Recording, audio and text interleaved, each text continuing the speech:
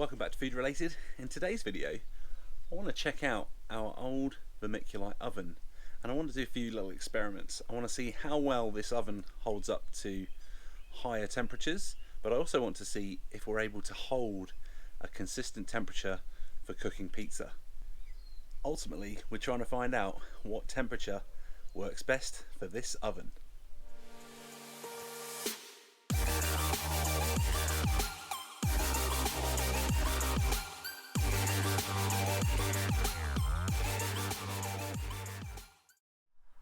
So we're trying to find out which is the best temperature for cooking pizza. We also want to see if this old oven can hold a temperature, because as you can see there's quite a few cracks at the back. Now someone smart commented the other day that I should just put a perlite layer over this Vermiculite oven, therefore giving it a nice insulating layer. And you know what, I think that sounds like quite a good idea, but we're going to wait for today's results to see whether we bother even doing that.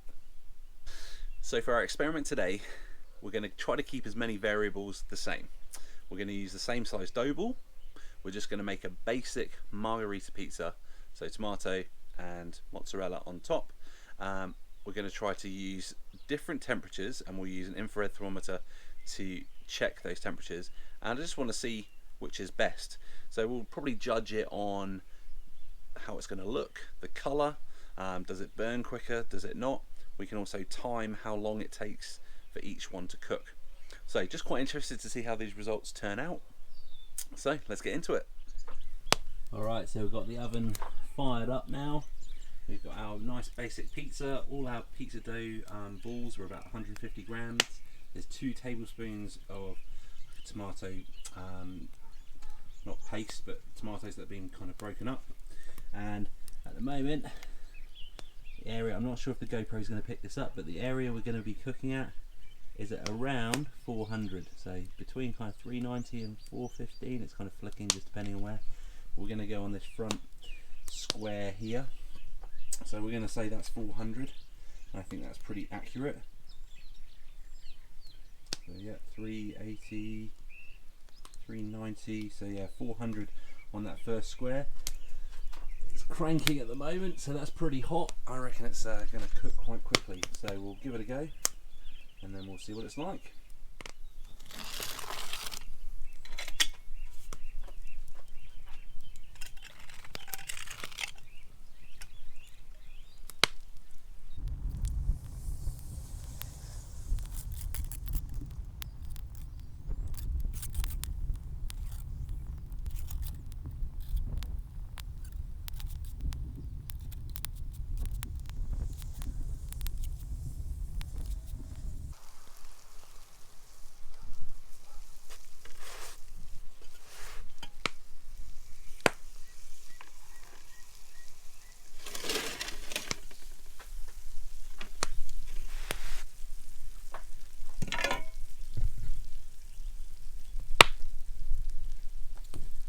There we have it, our first test at 400 degrees. It's got a nice char on it.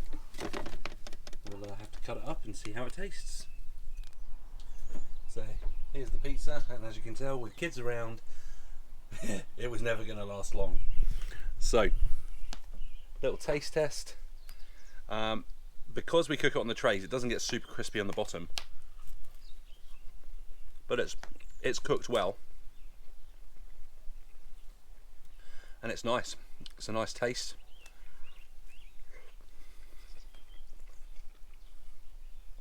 There's a nice crisp on the char on the edge, and it's got a nice wood-fired taste. Overall, I'm pretty happy with 400 degrees.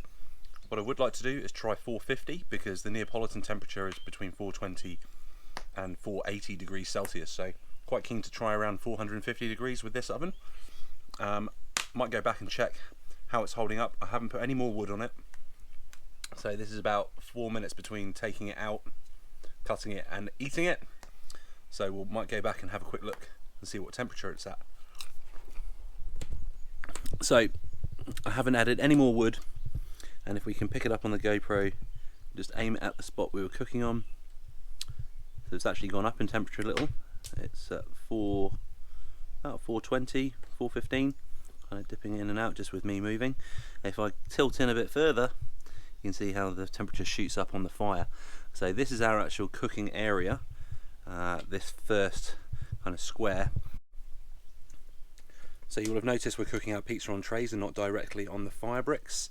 The reason for this is these fire bricks aren't very good for cooking pizzas directly on, and we find that it's a lot easier just to make the pizza inside, bring it in the tray, cook it, and then we can just take it straight out without any kind of messing around, and it just makes life a lot easier and quicker.